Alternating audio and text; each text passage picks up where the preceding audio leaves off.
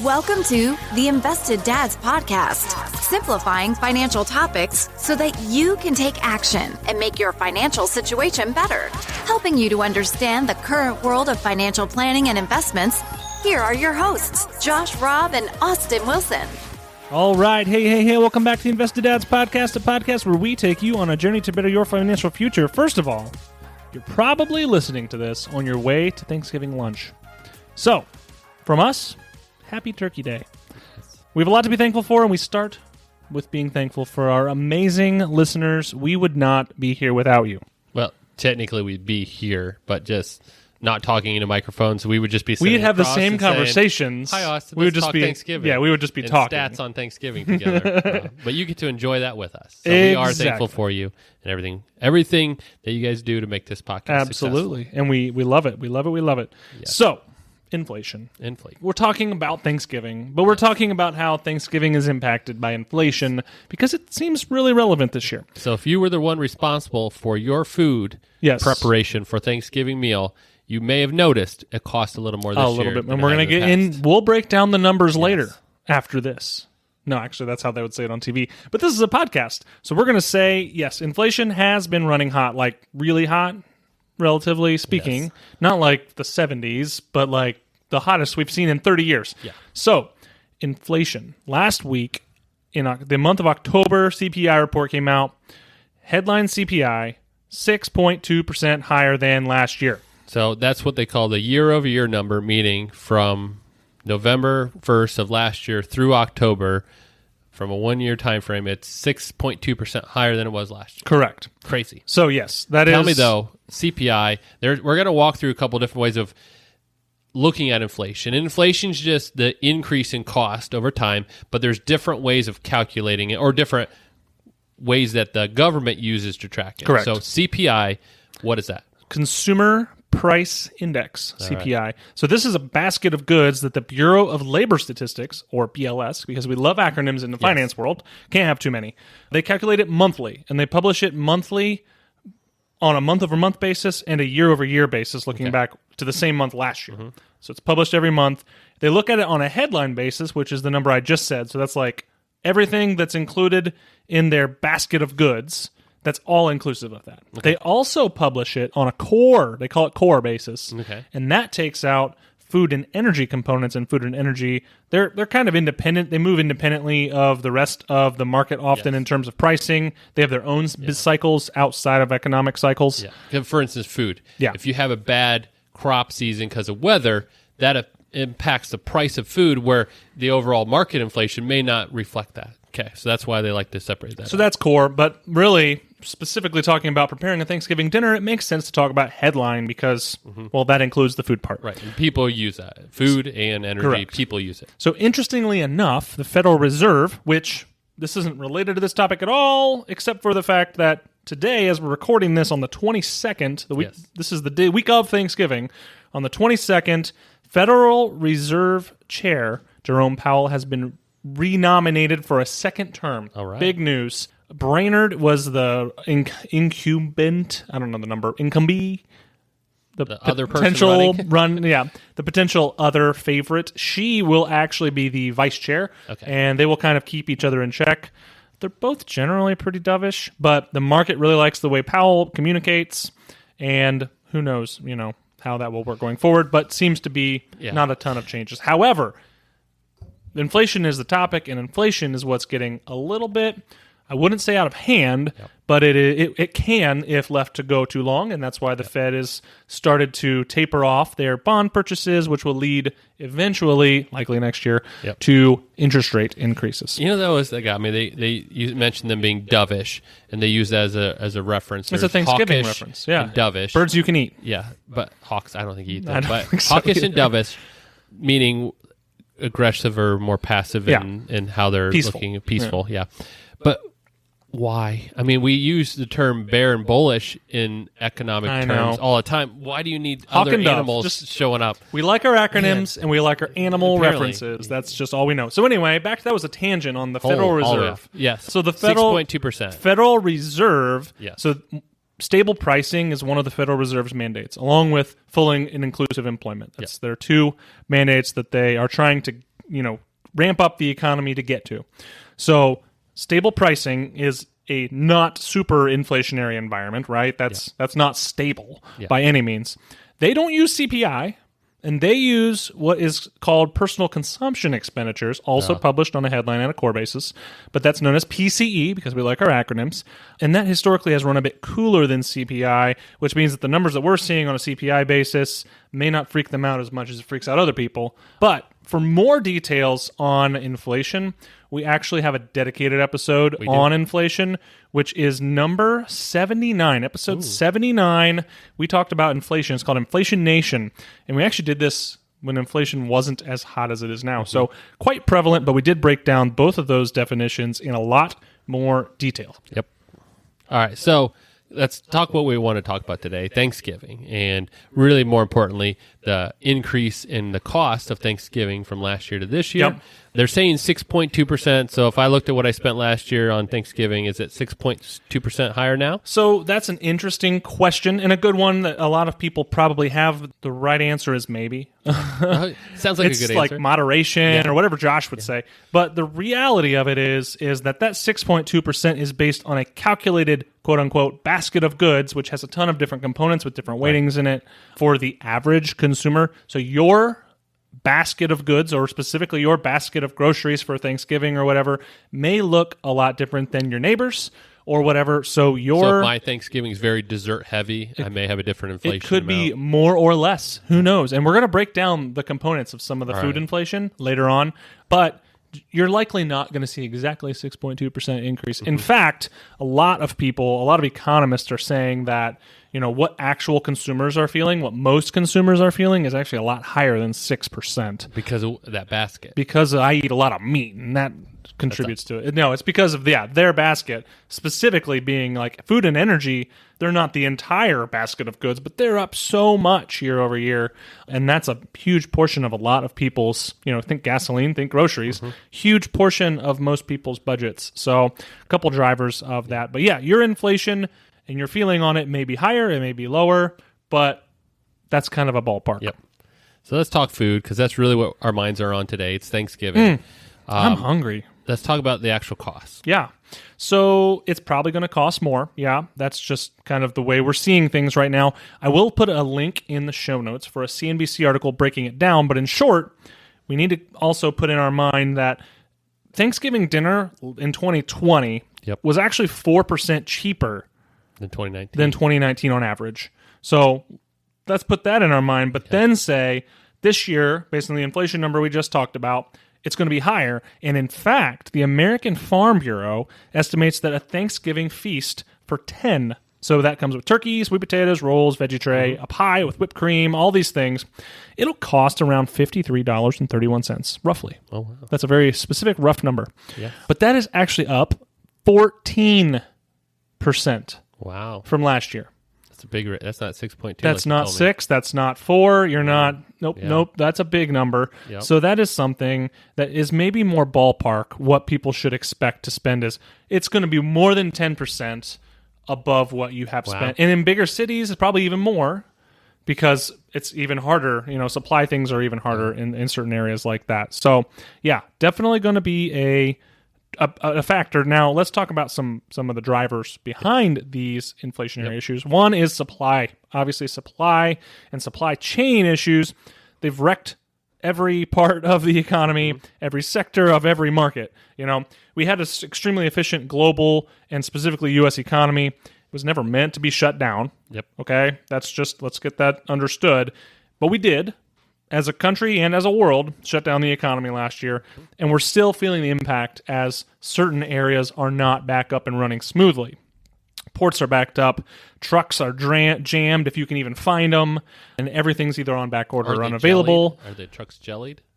No, they're jammed. They're jammed. Yeah, jammed. No, it's more like what's the other one? Marmalade? Preserve. Marmalade? Yeah. I don't know. That's a type of jam. It's a jelly. type of jam.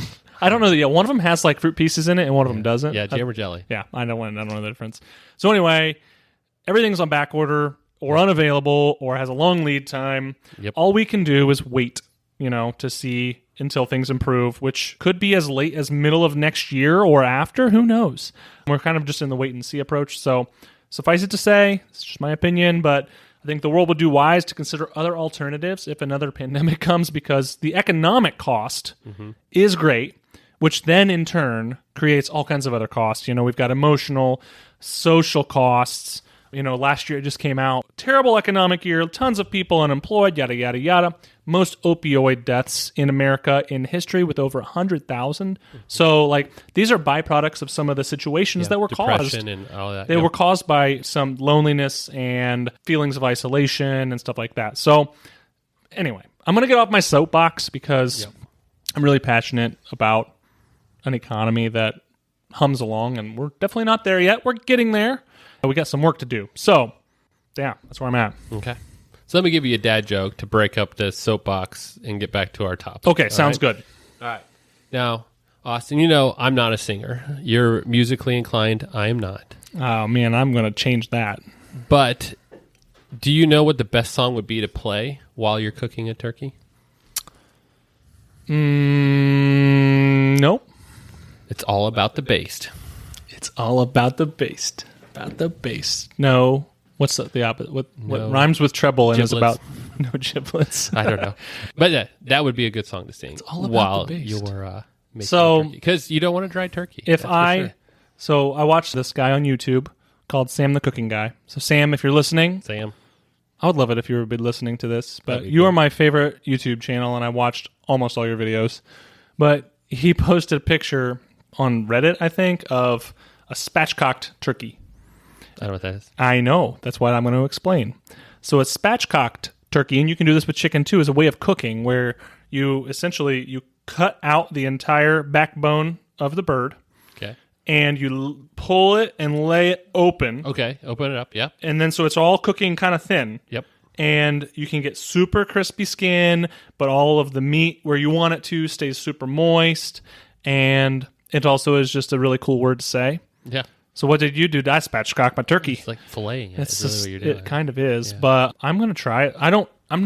We go places. It's pretty wide. I mean, depends on the size of your bird. Yeah. It's just a big like chicken. A 20-pound turkey. That's a big thing spread out. I know, your oven better be ready for that. Now, he pointed out in his Reddit post that, a turkey, if you have questions about cooking a turkey, just think you're cooking a big chicken. Yeah. It's the same the same bone kind of idea and everything like that. So we go to my parents for Thanksgiving, and my mom does a great job with turkeys and stuff like that.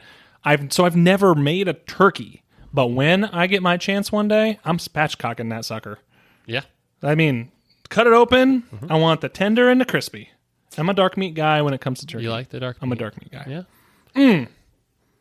Last year, because of COVID, I cooked a turkey. Yes, we you just, did. Just I our remember. family. It turned out well. I was satisfied with the end result. Did you spatchcock it? I did not. I don't think I. It was a good sized turkey. There were 6 of us, and your oven might not have been I able don't think to it would have prepare been for happy that. about that, but it turned out all right. I found a recipe years ago because I had to make a turkey one other year because my parents got sick, and so it was last minute, and I said I'll cook it and then deliver it to all the siblings. It was great. I found this recipe. It was amazing. Best turkey I've ever had in my life. No joke. Should have saved the recipe. Figured I could find it in future years. Searched the internet. I'm talking spent hours trying to find this recipe. It's gone. I don't know. But you put what's that? Cranberry. Okay. In almost like a glaze. You make a cranberry glaze on your turkey. So I had just a hint of cranberry on the turkey itself. And that turned that gravy using turkey drippings, slight cranberry hint in there, not like overpowering because I'm not like a huge cranberry person, right. but just a little hint. Okay. Best gravy. I mean, it was just incredible, and I wish I would have printed that recipe out because I can't find it anymore. So here's where I'm at. Yes. I have some friends who are into smoking of meat. Yes. They don't smoke. Roll it and they're into smoking of meat. Okay. In like a Traeger, not pellet smoker. Okay, yeah. Not like rolling a cigarette of turkey cigarette. Meat. This is And turkey like a cigar. Traeger smoker. And what I'm seeing in my mind as we're talking about turkeys is a spatchcock turkey smoked in there. Smoked That would in be good. there. Yeah. Oh my goodness. Yeah. I just love You would it. probably have more room on a grill or something if you're going to do that and do some indirect. Yeah, that would be good. So, Nate Hoy, we're going to get on that. We're going to smoke a turkey. There you Okay, go. so All right, that's let's a talk food. lot. Now that we're on it. Now we're talking about food.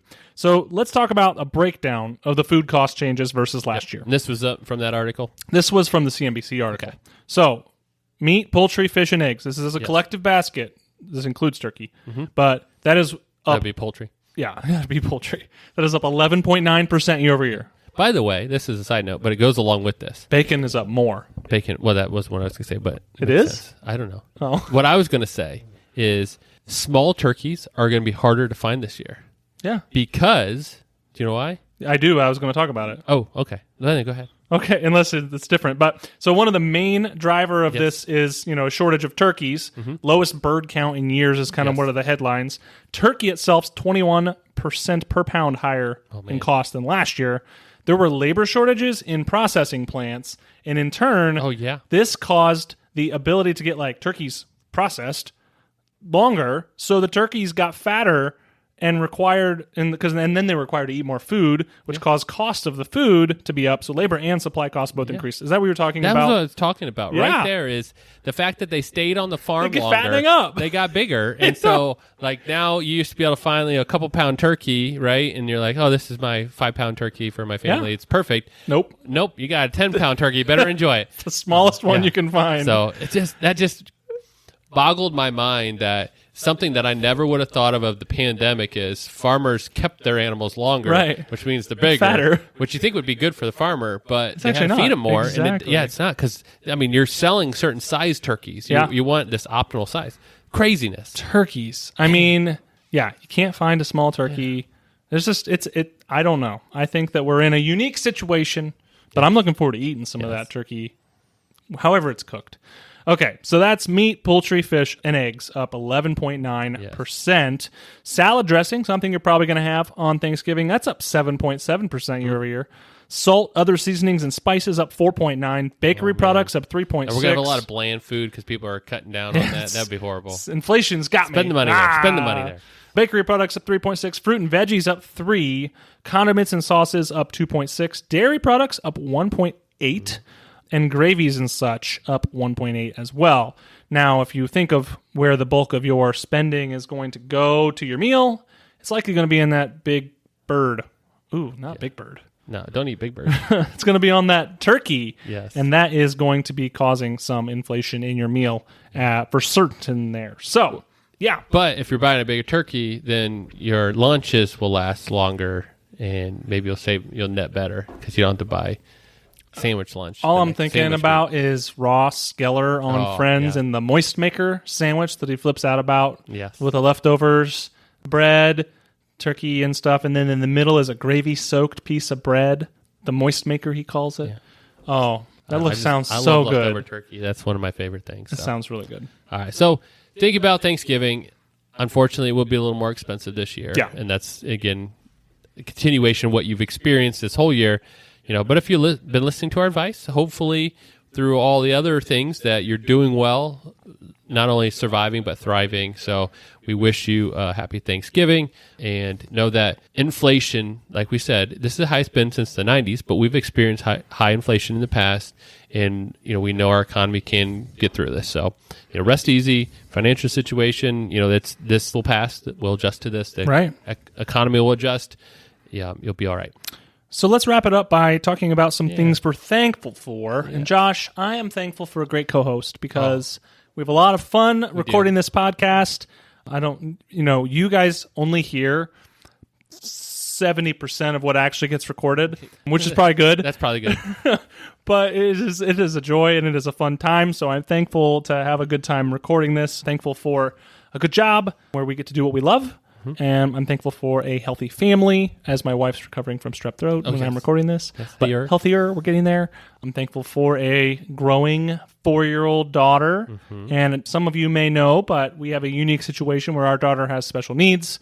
And she's growing and developing at such a fun little pace. And we're super excited about what is going on with that curly-haired girl. Because it's crazy. Didn't come from me. Crazy hair, that's cool. It is a lot of hair. Yep. And we're thankful, again, like I mentioned earlier, for you guys taking your time out of your Thanksgiving day or whenever you're listening to this to listen to us. So thank you for all that you do to make this possible. Yep. And I am also thankful for this podcast and all of our listeners. We like to talk to each other, and I'm thankful for our employers giving us this opportunity to take what we enjoy doing together and putting into a podcast. Hopefully it helps people along the way. I'm also thankful for my family and the health that we have. And, I'm going to extend that to, grandparents and relatives, that we have that ability to get together and have that extended family interaction. I'm also just thankful for just the opportunities that we have. And you look back on, as your kids grow older and those memories you make. And so you get that sentimental dad to say, man, they get older every year. Somehow weird how that works. But I'm just thankful for the times and memories we built. So. And as always, check out our free gift to you. It's a brief list of 8 principles of timeless investing. These are overarching investment themes meant to keep you on track to meet your long-term goals. We don't mention turkey. No. Even though we are thankful for it, no. It's really good. It's not part of your investment planning unless you're invested in a turkey company. Yes. Butterball, perhaps. I don't know. Is it publicly I think traded? Butterball makes, I don't know if they're publicly traded, but they are responsible for 1/3 of America's turkeys. Oh, wow. That's a lot of turkeys. Yes. Oh, I had a question. Yes. Before we wrap this up, if you stuck along this long, you're on for a trip. Yes. Question. You know how we eat chicken eggs? Yes. Turkey eggs? Do they? Yeah, I don't know. They have to lay eggs. They got to be bigger, right? Right? I would think they're bigger. Why don't we eat turkey eggs? I don't know. They could be bigger. It could be better. Yeah. You can get duck eggs. Yeah. Is this real? Get all different eggs. So quail eggs, they make those. You can eat those. Just the thought that popped into my head. Maybe you're welcome. Weird. Ostrich eggs. Oh, those are huge. It's like an omelet in an egg. 18 eggs or something like that. Yeah. And you can stand on the eggshell and it won't break. They're really thick. Yeah, I know. I don't know why turkey eggs. Okay. Well, that was just popped into my head. Maybe they're foul. I don't know. So, Josh, how can people help us grow this podcast? All right. Subscribe. That way you get it every Thursday, even on Thanksgiving. Leave us a review on Apple Podcasts. And if you know somebody who loves Thanksgiving, then share this episode with them. Also, as we're ending this new year and we're wrapping this up, there's still time to invest in our Investopedia Stock Draft. Yeah, I forget what the whole full name we had for it. The second annual... It was whatever. But there's still time all the way up until the end of December. True. So if you want to, you can start with $100,000 and get going, and you may do okay. Have a good run there in the last couple of weeks. So, but check that out. It's always a fun thing to do as well. Well, until next week, have a great week. All right. Have a happy Thanksgiving. Happy Thanksgiving. Bye. Thank you for listening to the Invested Dads podcast. This episode has ended, but your journey towards a better financial future doesn't have to. Head over to theinvesteddads.com to access all the links and resources mentioned in today's show. If you enjoyed this episode and we had a positive impact on your life, leave us a review, click subscribe, and don't miss the next episode. Josh Robb and Austin Wilson work for Hicks & Zerker Capital Management. All opinions expressed by Josh, Austin, or any podcast guests are solely their own opinions and do not reflect the opinions of Hicks & Zerker Capital Management. This podcast is for informational purposes only and should not be relied upon for investment decisions. Clients of Hicks & Zerker Capital Management may maintain positions in the securities discussed in this podcast. There is no guarantee that the statements, opinions, or forecasts provided herein will prove to be correct. Past performance may not be indicative of future results. Indices are not available for direct investment. Any investor who attempts to mimic the performance of an index would incur fees and expenses which would reduce returns. Securities investing involves risk, including the potential for loss of principal. There is no assurance that any investment plan or strategy will be successful.